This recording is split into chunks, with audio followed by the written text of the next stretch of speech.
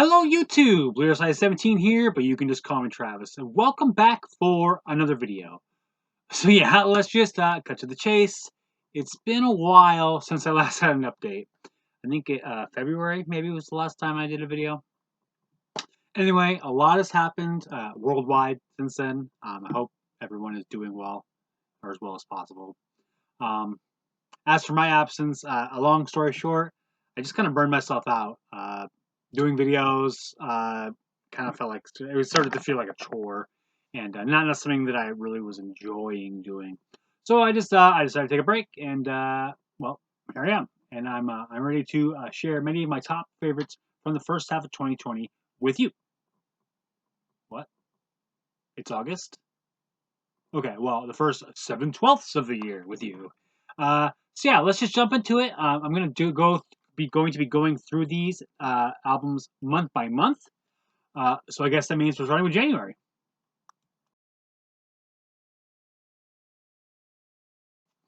Okay, so I have 3 albums to mention for January, and going forward for each month, I am just going to be talking about the artist alphabetically for efficiency's sake. All right, first up. All right, so first up is the band Bütcher with their sorry, I'm not used to using this. I'm using my computer to record for the first time, so I'm not used to it yet. This is Bütcher with their wonderfully titled album 666 Goats Carry My Chariot. Bütcher are a speed metal band from Belgium, and they released their first album in 2017. I have not had a chance to actually listen to that one yet. But I came across this one on Bandcamp, and I thought it was pretty good. However, I kept on waiting and waiting for someone in the States to carry it, so I didn't have to pay the import cost. But I never saw anything coming across, so eventually I just bought it direct from Osmos Productions, and I am glad that I did. It's one of those situations where you listen to something and you like it, but then when you actually get your own physical copy in your hands and you listen to it, for whatever reason, you like pay more attention, and in doing that, I ended up really liking this one. The album is fantastic. It's fast and energetic. Just tons of driving riffs to get your head bopping. The vocals are pretty solid too. It's got that pretty typical speed metal fare. They're harsh and they have a little bit of that speed metal yelp to them, which I always seem to like for whatever reason. And also, I just want to point out specifically the title track itself is a bit of an epic. It's really long. It's like 9 minutes, whereas all the other ones are like 2 to 4 minutes long. And I think it's just really cool. The song just provides a cool dynamic contrast to the rest of the album, which I appreciated. So yeah, that's Bütcher with 666 Goats Carry My Chariot.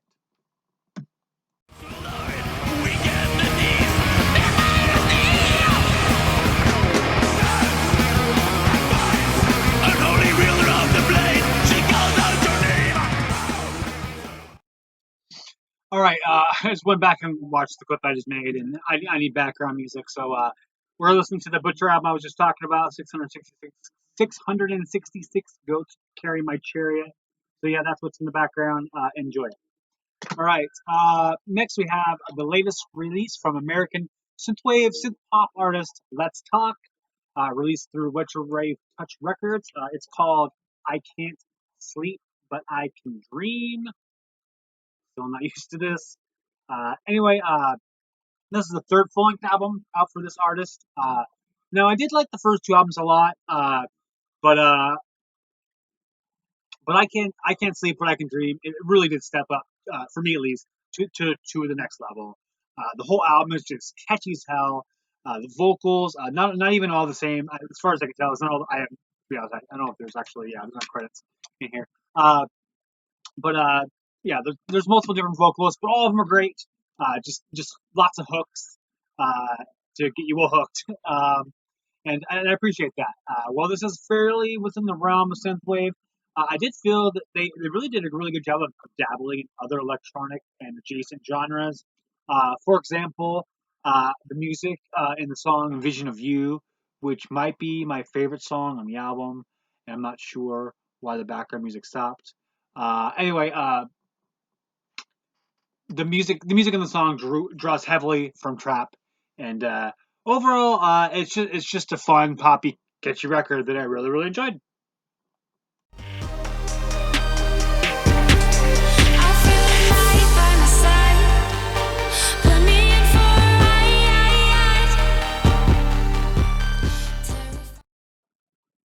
All right, we'll see if the music continues playing from now on. I don't know. Maybe me recording on my computer's fucking it up. Anyway, lastly, for January, we have the new album from American atmospheric black metal band Obsidian Tongue. This one is entitled Volume 3. As you might assume, this is the band's third full-length album, and this one was released via Bindrune Recordings. I wasn't familiar with this band prior to checking this album out, but I grew pretty much to like it immediately. There's actually, I think, even I think you might have posted a track on the Bindrune YouTube, and I think that's what really actually made me check this out. Anyway, the album is filled with passionate guitars that just leave you kind of feeling lost in another world. Uh, there's actually a lot of harsh things happening overall on the record. But at the same time, there's also a lot of kind of beautiful things happening on the record too. And I think the combination of those things together, I think that's part of what makes this record really work so well. And I don't know, these two aspects, I don't know, I think are also reflected in the vocals too, with rough vocals and the clean vocals.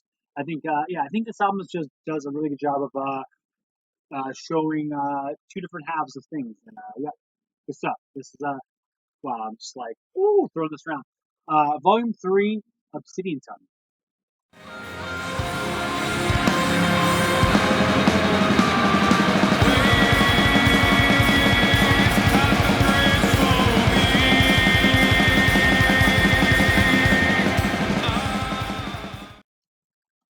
Okay, so I know that I said that that was last one, and there was 3 for January, but I do actually have a small number of honorable mentions, and one of them was released in January.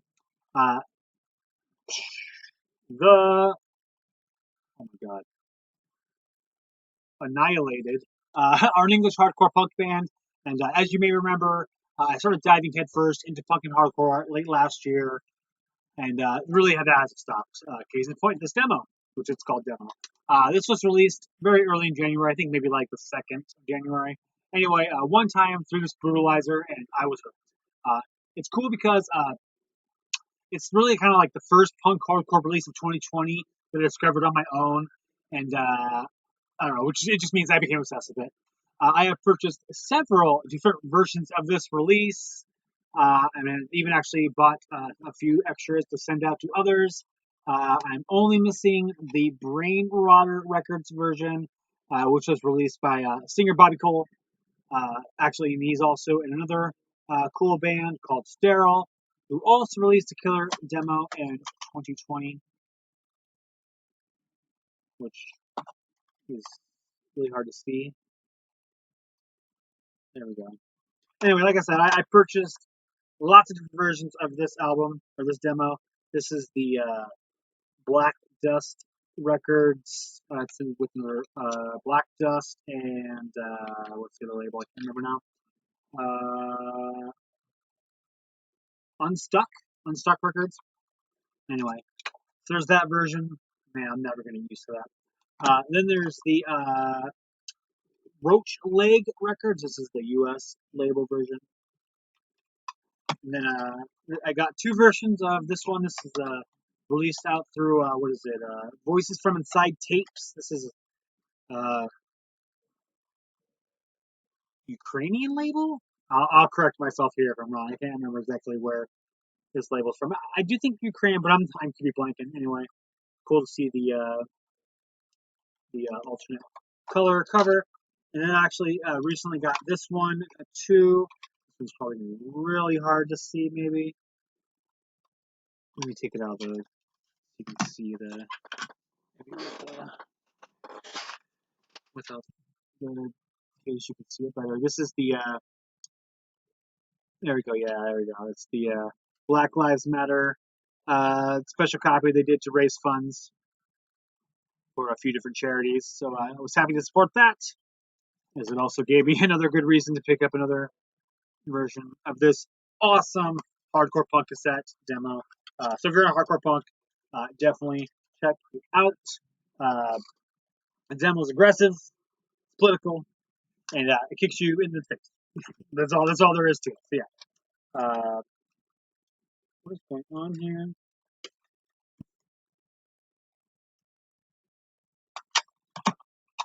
Demo, Annihilated. Go check it out.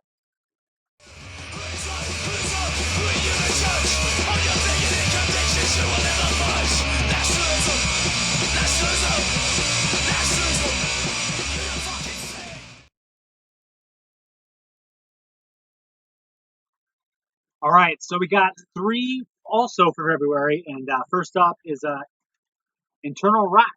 They are a grindcore band from Australia.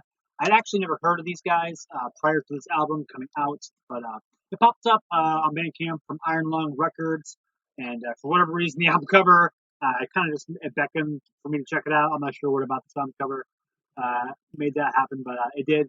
I think one of the cool things about getting into punk hardcore recently, or whatever you want to say, is that it has somewhat kind of reawakened my enjoyment of grindcore, which I haven't really like got out of listening to it, but just maybe not as much as I had been when I very first got started listening to grindcore. Anyway, so I listened to Grieving Birth, the name of this, which is the name of this album, for the very first time.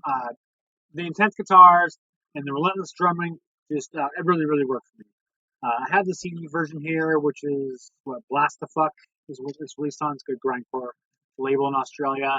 The Iron Lung released it, the record version, and then also you can get a cassette through Pittsburgh. So yeah, there's that.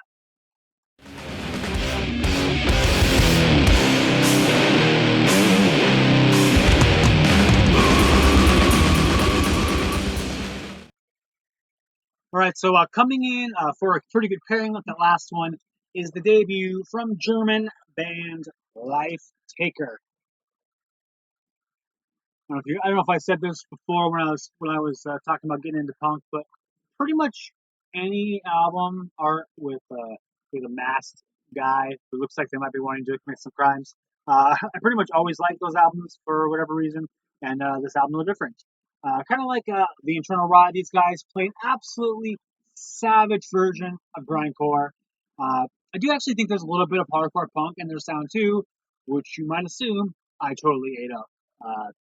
This album is wow, I cannot say that word. For good reason, this album is named Night Intruder because it totally just assaults you with an auditory barrage of pure menacing destruction. I would also like to shout out to this band for being awesome. When I first got the record copy in, it arrived in this version over here. It was totally just mangled by the USPS. You can see, like, the jacket's just, like, totally fucked up there, too. And the insert was, like, it was, like, super water damaged. Like, it was messed up. And anyway, so I contacted the band and about possibly getting a new jacket and insert, because actually the record itself it was totally fine, undamaged, and played well and everything. So that was cool. But anyway, because they're totally rad, they agreed to do so, and actually because they're even more rad and awesome, they actually when they sent it back, they sent because let's see, this is the actual version. It is supposed to be this kind of red. I don't know if you can really see it, but it's kind of like some kind of blackness kind of in the middle of there, and it's floating around, and it kind of makes it look darker. Anyway, it looks totally rad. However, when they sent the replacement copy, they actually sent me a totally rad misprint version of the album because it's not red, it's black. So I don't know if it was supposed to be red and just it was black. But anyway, totally didn't need to even send me a new record at all, and especially they didn't need to send me a different version of the one I already had. But hey, they did. So Lifetaker, if you ever catch this video, thank you very much for that. And yeah, if you're into punk, hardcore, grindcore, that kind of shit, definitely give this album a go because it is a pounder.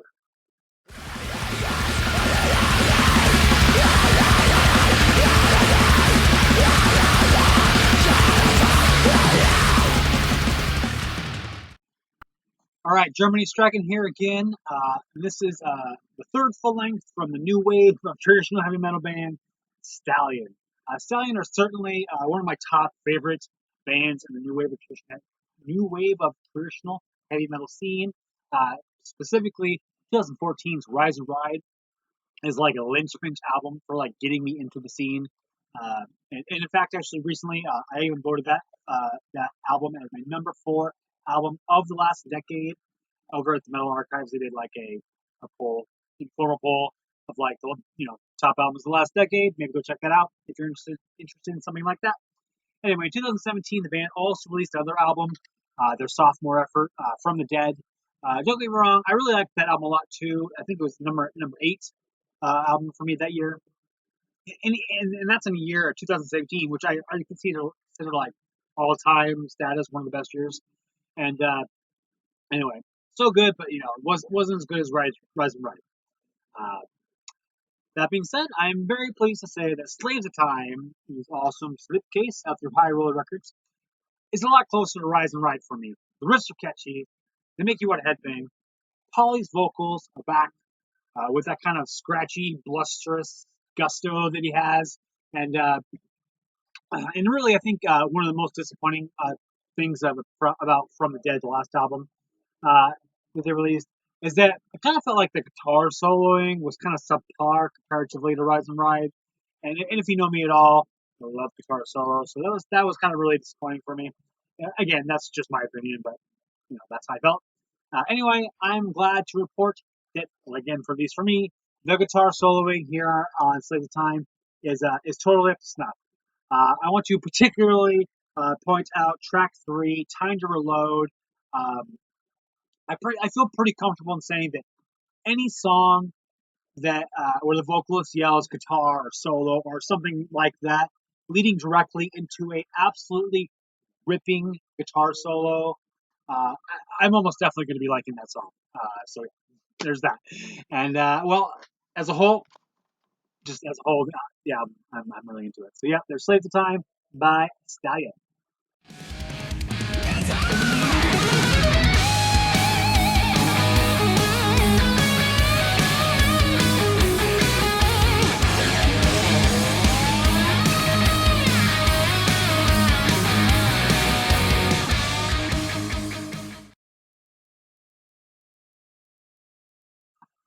All right, new month, but let's stick with the new wave of traditional heavy metal scene.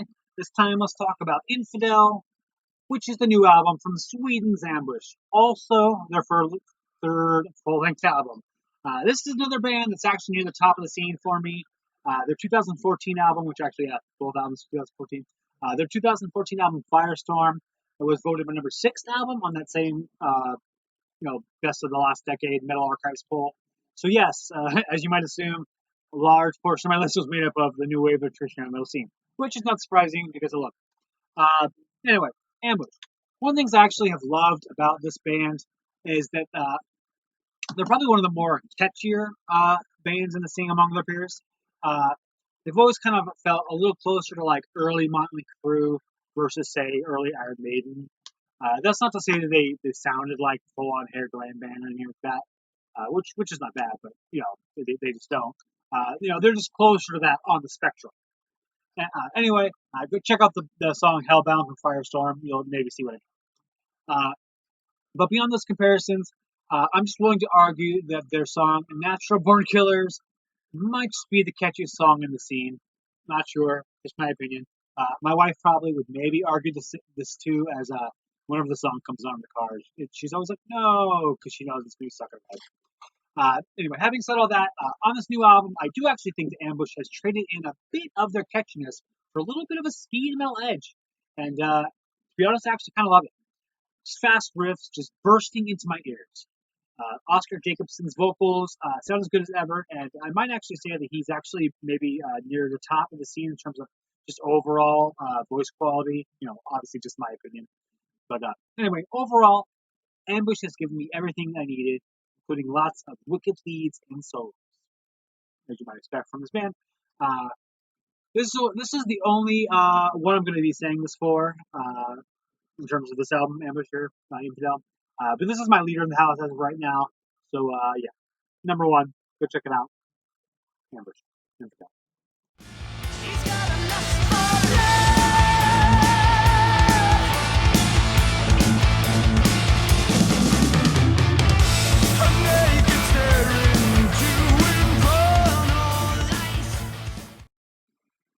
All right, so next up, final one here for March. I discovered this Colombian band, Muro, last year. Here's the album. Last year, when I was first getting into punk, and actually it might have been really at like the peak of my like most frenzied point of doing it. Anyway, I came across this killer punk label out of Malaysia called Pissed Off Records. I sampled and then ordered a shit ton of cassettes from them. And one of the albums I ordered was Muro's 2017 album, Attack Hardcore Punk, which you can see here in this cool release. It's like a whoop. You get to pull it open, pull the cassette out. Anyway, Pissed Off Rex, I'll leave a link, check them out. So when I saw that they're releasing a new album in 2020, this one being called Pacificar, I knew that I needed to check it out ASAP. And the album just actually kind of blew me away. It pretty much became instantaneously one of my more favorite hardcore punk records. Just an absolutely bludgeoning that occurs in this album is pretty massive. Just track after track, bludgeon, bludgeon, bludgeon. Then it ends, and then you immediately want to experience it again. Great record. I won't spend any time on it, but also they released a split with a Spanish band called Orden Mundial. It's called Sonido de la Negación. It's also a total head record. So yeah, check that one out. And also, actually, before we move into April, Youth Attack Records, everything that they released in March, Combat Force, Snarling Hate, Life Force, Arts, Mangle State, No Hyperbole, all of it rules. And to be honest, I'm not sure I've heard a single Youth Attack record release I don't actually like. So yeah, go check those out too.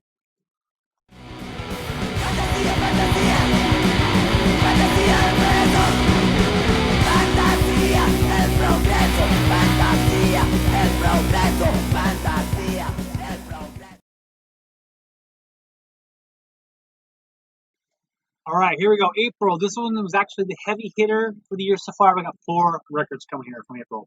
First up, we got True Bearings.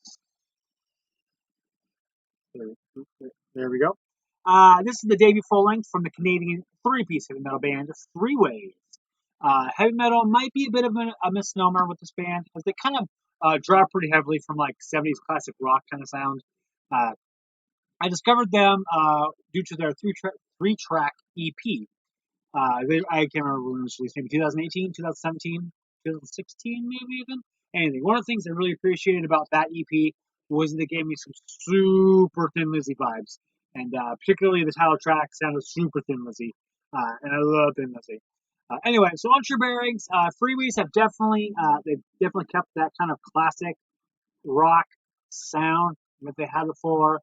But I do have to say that the Thin Lizzy vibes are, at least for me, pretty much all but vanished. So, like I said, Thin Lizzy is one of my all-time favorite bands, and so that kind of made me a little sad. But anyway, that said, I got over it. This album's still really, really cool. All in all, it's just a really, really, really fun rocker of an album. So if you're looking for an album that's just totally rocking, but maybe isn't full on, full of intensity, metal kind of thing going on, maybe give True Bearings here by Freeways a go. Darling, I've been through it all.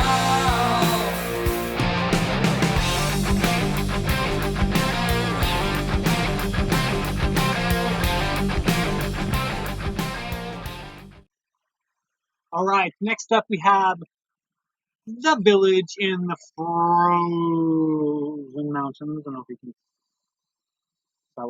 see the detail of the drawing there. This is the 4th full-length album from Italian dungeon synth artist Kobold. Kobold have quickly risen to the status as my favorite dungeon synth artist. Actually, as an aside, I do have to actually say that there's not a whole lot of information about this artist out there, so I'm sort of making the assumption that they're Italian based on the fact that the label Heimat der Catastrophe or whatever, Heimat der Catastrophe. They're Italian, so I'm just sort of assuming the Kobold are Italian too. So I could certainly be wrong about that. And if you know, let me know because that would be cool to know. Anyway, there's just something about Kobold sound that I actually find just like perfect. Uh, Part of it is definitely like sort of a nostalgia thing, as whenever I listen to them, I am immediately reminded of thoughts of playing like the early Dragon Quest, Dragon Warrior NES games. Uh, I don't know, maybe there's some Koichi Sugiyama influences in their sound or something. I don't know. Part of it also is their amazing packaging. Like to say here, but anyway, it's just chock full of cool stuff. We get a little storybook of kind of like the story of it's got text, it's got pictures, you can follow along. It's got character descriptions that you can read about. Also has like a little map of like everything, and then as you can see, sections of the map are numbered, and those correspond to the songs. So there's sort of a read along, listen along, follow along in the map with the characters that you know about. There's just something that's really rad about all of this. All of this they put together here, and this is how all of their albums are. So I really do have to say that Couple kind of like in terms of the immersive experience maybe of checking out Dungeon Synth, they just really have really done a really amazing job. Uh, I don't know. It just whenever I listen to them, it just totally reeks of fantasy epics and dungeon crawling, which I assume is sort of the point here. Uh, Kobold really aren't doing anything different on this album versus the other three releases that they have. But for me, that's perfectly fine. I don't really want Kobold to do something different. Yeah. So anyway, the Village in the Frozen Mountains by Kobold. Check it out.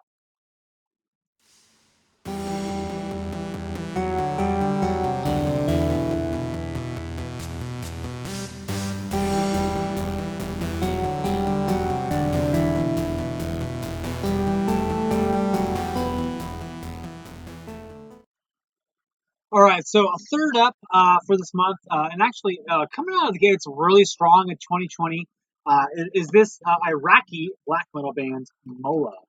I'm not totally sure about it, but I think I want to say Mulla is probably the first band of any genre of music that I've actually heard from Iraq, which is cool.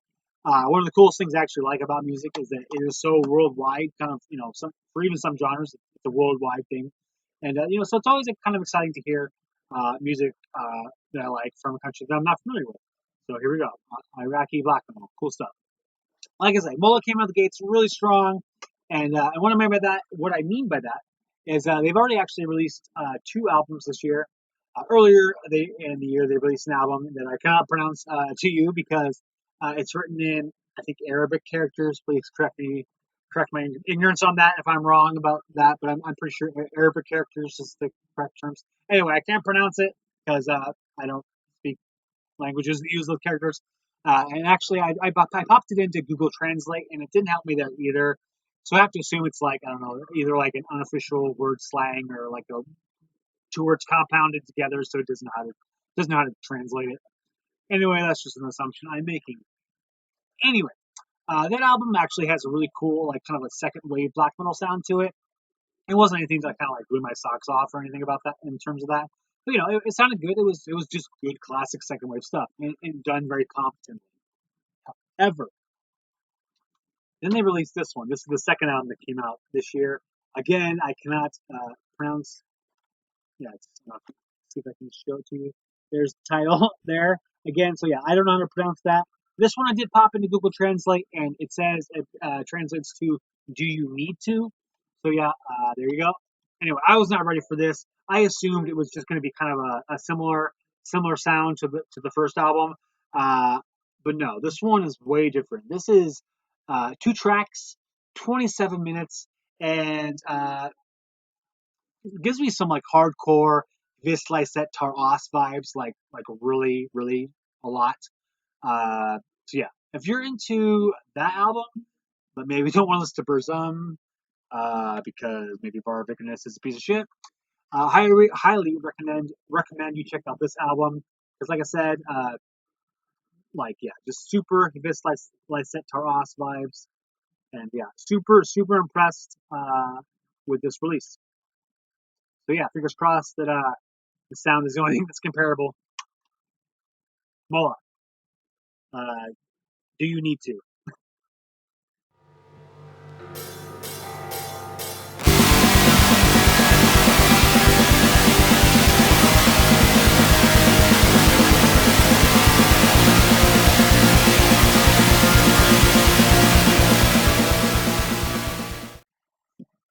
All right, last here we go. This is American thrash metal band Warbringer, and they are back with their sixth full-length album, Weapons of Tomorrow on Napalm Records.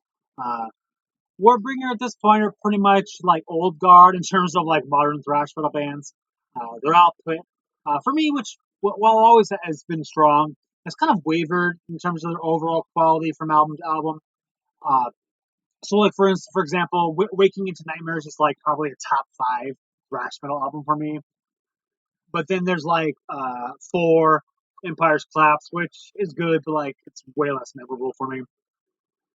If I kind of continue along this way, if I force a comparison between them and their country mates Havoc, uh, their 2017 album Woes to the Vanquished was pretty good, but like really trailed behind Havoc's Formicide for me.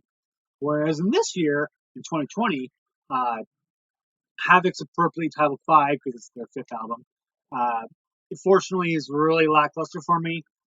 Whereas this one, Weapons of Tomorrow by Warbringer, came out the gate swinging. And actually, this one might actually be my second favorite of their catalog. It's just aggressive, thrashing riffs, pounding rhythms, darting solos. Kevil's snarl is just is great as always, and all that kind of coalesces into a chugging, roaring beatdown of an album. I'm actually really excited to say that Weapons of Tomorrow show exactly why uh, uh, why they're the top dogs in the scene, because this album is just really good. Check it out, Weapons of Tomorrow, Warbringer.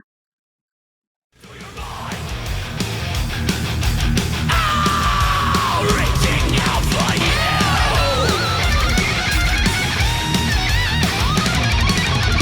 End of transmission.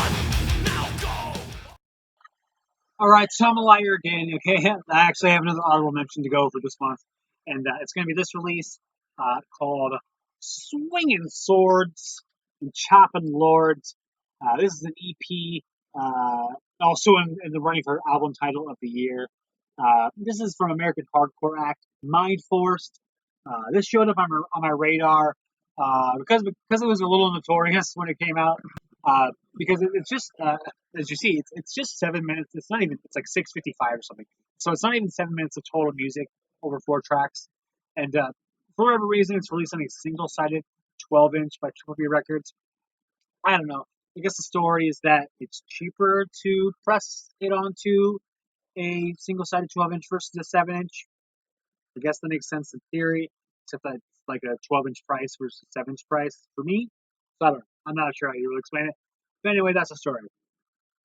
Anyway, I really didn't think too much about it when it first came out. I kind of like heard people talking about it and commenting about it, but didn't really let me listen to it or anything like that.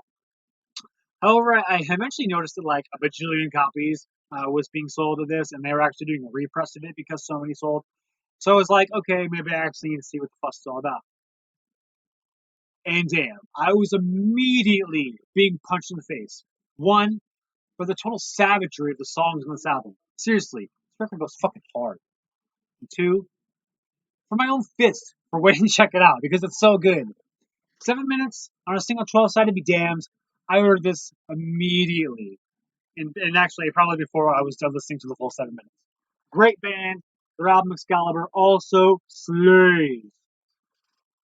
All right, and then before we move on to next month, I didn't want to spend like a million years just showing every good album that I like from this year. The video is already going to be probably way longer than it needs to be. So, like I said, I couldn't include every band. So, anyway, while we're in April here, I just wanted to give a particular sorry to the bands Solicitor and Traveler. Links below. Check them out.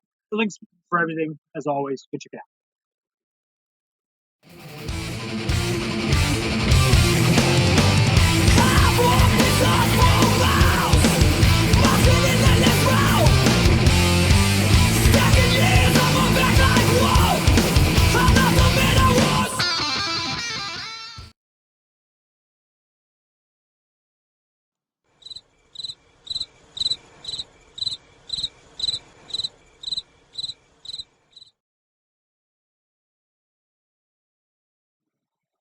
All right, here we go with some more synth-based stuff. In this case, specifically synth pop from Nina. As she is always credited, Nina was born in Germany but is based in England. So, as a sort of an aside, I'm never really quite sure how to label her. As for example, well, yes, Jimi Hendrix was born in Seattle and played in bands in the U.S. The Jimi Hendrix experience itself was definitely an English band, as far as I'm concerned. So, my initial thought is to label her as an English artist, as that's where she's based.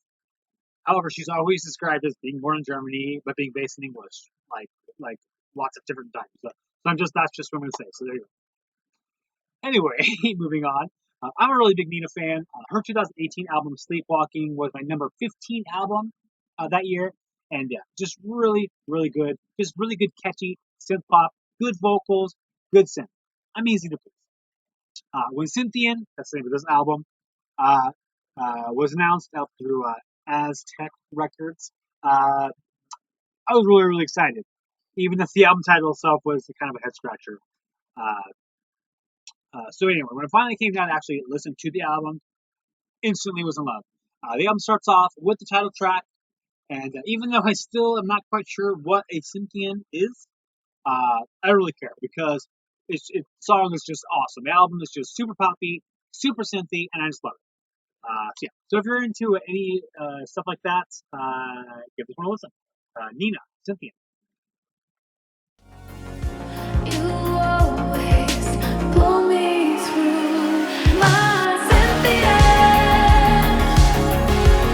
Every night and day you lift me up. You make it all okay. All right, second, excuse me, second up of three here. This one, if I had done this list earlier in the month, like I originally had intended to do, this one coming in this awesome black envelope is all of the releases, so you can't really see it, but as they all do. This is the new album, I'm Vold, from Swiss black metal artist Paysage Devere. Thanks to Werewolf Vinyl for making me aware of how to pronounce this band's name. Anyway, like I said, if I had done this list earlier in the year, which I wouldn't. This wouldn't have made the list, and that's it's just because my order just arrived like 2 weeks ago from overseas. Anyway, the wait was long, but wow, was it freaking worth it! I had dabbled in some of the online discourse over this album, and one of the common critiques I did actually see this album was it being too long, and well, it clocks in at just over 2 hours. So there's no doubt. I'm Involved is very, very long. Uh, my initial thoughts to that critique actually went to the awesome atmospheric black metal band Midnight Odyssey, Australian band, I think. Uh, that band in particular is no stranger to having really, really long albums. But specifically, their album Shards of Silver Fade, I was, for whatever reason, I always had A, but it's just the Shards of Silver Fade.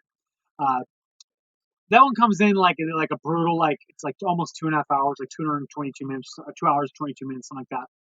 And that's just over 8 tracks. So like we're talking like really girthy songs. Uh, I really just have to admit that album is a tough listen for me. I think there's just so much to kind of take in that I don't know, it's too much to like kind of compartmentalize in my brain.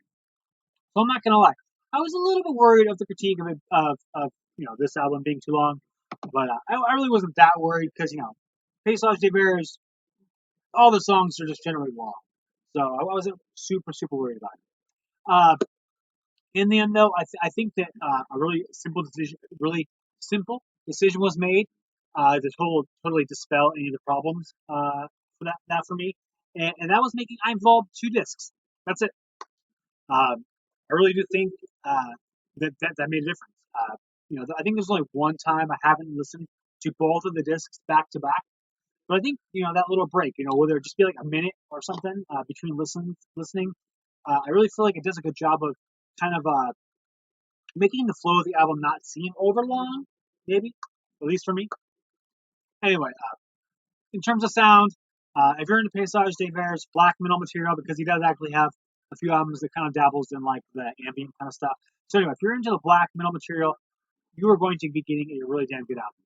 Uh, it delivers the band's signature wintry wallop. It's kind of like, if you ever wanted to know what it sounds like to be caught in a massive blizzard, check out this band. Check out this album. I might argue that the production on this album is maybe a little cleaner than it is usually, but if so, that's probably barely the case. But regardless, it sounds fantastic. So yeah, go check it out. I'm Bald. Paysage de Ver. Check it out.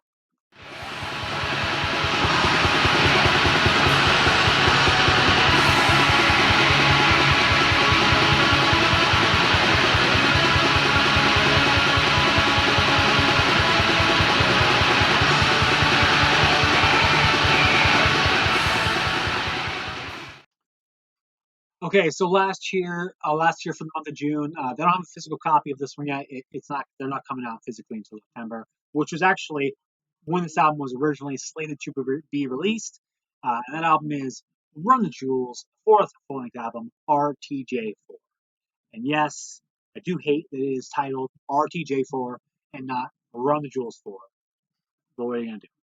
Anyway, like I said, this was originally set to be released in September, but it was released early and in response to the murder of George Floyd and the police brutality protests that were going on all over the country. As an aside, Black Lives do matter. And you don't agree with me, fuck off and sub for me. Thanks. Moving on, this album itself ended up actually being pretty damn prescient, as Killer Mike and LP rap about many of the topics that the U.S. is facing and discussing right now. And it just totally made sense. I understand why they released it early. The timing was perfect. I really feel like probably a lot of people got a lot out of this album because of that.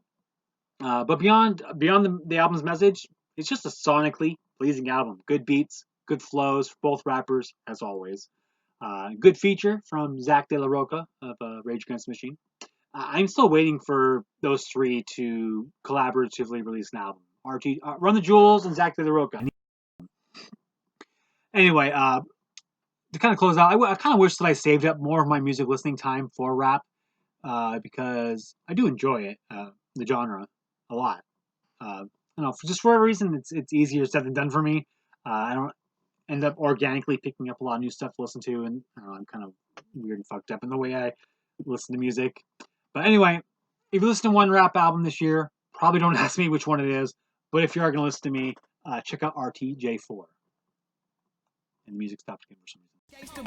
Run the jewel. We back on our shit, and it's cold as fuck. The way I see it, you probably free is from the ages 1 to 4. Around the age of 5, you shipped away for your body to be stored. They promise education, but really they give you tests and scores. And they predicting prison population by who's scoring the lowest. And usually the lowest scores the poorest, and they look like me. And every day on the evening news, they feed your fear for free. And you so numb, you watch the cops choke out a man like me. Until my voice goes from a shriek to whisper, I can't breathe. And you sit there in house on couch and watch it on TV. The most you give is a Twitter rant and call it a tragedy. But truly the travesty, you've been robbed of your empathy, replaced it with apathy. I wish I could magically fast forward the future so then you can face it and see how fucked up it'll be. I promise I'm honest, they coming for you the day after they coming for me. I'm reading Chomsky, I'm reading Bukowski, I'm laying low for a week. I said something on behalf of my people and I popped up in WikiLeaks. Thank God that I'm covered, the devil can smother, and you know the evil don't sleep. Dick Gregory told me a couple of secrets before he lay down in his grave. All of us serve the same masters, all of us nothing but slaves. Never forgetting the story of Jesus, the hero was killed by the state. Alright, the music stopped because I wasn't paying attention close enough and the album actually ended. So anyway, we got new stuff playing in the background here, and it's actually what I'm going to talk about right now. This is the final time that I'm a liar. Here's another honorable mention for this video, another EP. And this one's called Hypnotize. It's from heavy metal band Midnight Dice. Again, I don't have a physical copy of this. It'll be released later. If you follow my channel all, you're probably pretty aware I'm absolutely smitten with this group of musicians. Um, as Satan's Hollow, their self-titled album was my #1 album of 2017, and the album was the one I voted for as my #1 in the last decade, in that aforementioned Metal Archives poll. Anyway, they rebranded as Midnight Dice with 4/5 of the roster, and last year they released a self-titled demo and established that there was no need to worry. The killer Satan's Hollow material lived on in Midnight Dice's sound. And with one of the members, the one who didn't come along to the new band, he was pretty heavily credited with songwriting on the first Satan's Hollow album. So I was a little concerned, but not concerned anymore. Love this group of musicians. Love them. Anyway, back in April, I think it was April, they released a single track that's going to be on for an upcoming split with fellow Chicagoans. I think Chicagoans is the phrase. The band Hitter. Just kind of good rocking stuff there too with Hitter. And actually, Patrick Rusty, the drummer of Midnight Dice, he's taking up bass duties in Hitter. So there's that, and also check out his band Fer de Lance. They released a cool Bathory-esque EP earlier this year. Obviously, guys, very very busy. Go check out all of his bands. Anyway, June 3rd, Hypnotize popped into my email, and I gotta say, I don't know if I've ever actually ordered an album, digital only at the time. Ordered an album faster. It's currently on pre-order on cassette, due out September on Rusty's Hoove Records label, and then I'm pretty sure I've read there's going to be a CD and record collaboratively released between Hoove Records and Underground Power Records. Anyway, musically, this is just 100% heavy metal goodness. Manny Martillo's vocals, Manny Martillo, Martillo, I'm not sure you pronounce it. Anyway, her vocals are as good as ever on here. They might actually be my favorite vocal in the new wave of traditional metal scene right now, maybe, not sure. The riffs are good and catchy. They're a little interesting. They add a little pop, little dynamic thing going on. Steve Bodette's soloing is lethal as always. Seriously, this guy is my top #1 dog soloist in the scene right now. Although I would actually have to say that the two guys, Air Raid, Andreas Johansson, and Magnus Mild, they're not too far behind. Those guys can play too. But yeah, Lethal, yeah, he can play some freaking solos. Finally, rhythm section solidifies themselves as the backbone of this band.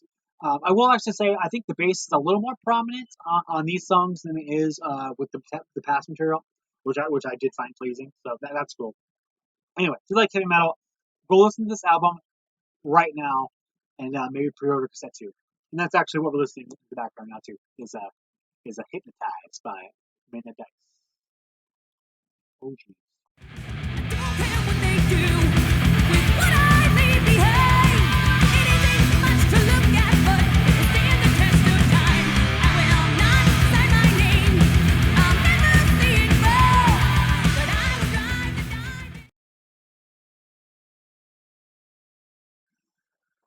All right, so we got one for the month of July, and like I mentioned before, I only initially intended to do the first half of the year, so through June.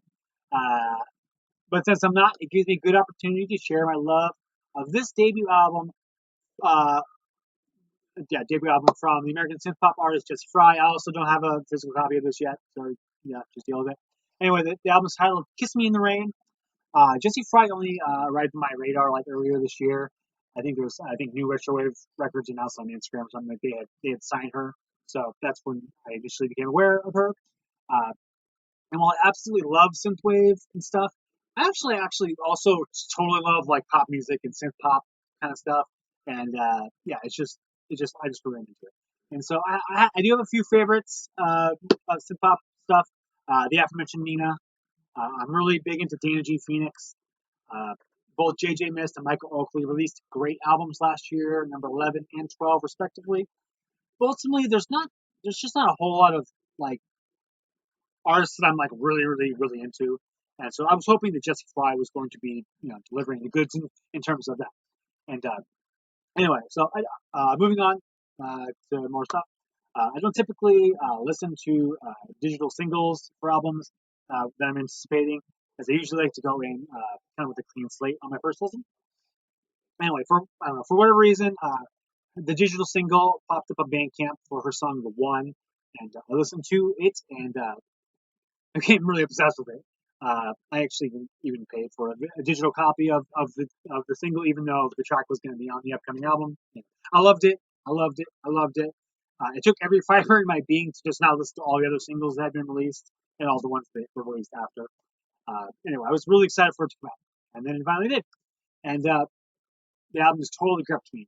Good, catchy songs, great vocals, fun synth pop presentation. It was just everything that I was really, really hoping for. Awesome, featuring Ollie Ride on the second track, third track, Malibu Broken, just great vocals from him. Anyway, I listened to the album a ton that first weekend. So yeah, if you're into the more poppy side of things, I can't recommend this Kiss Me in the Rain album enough. Go check it out.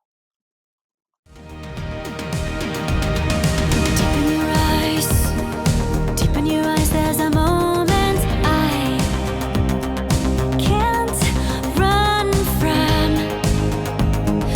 Will you be the one?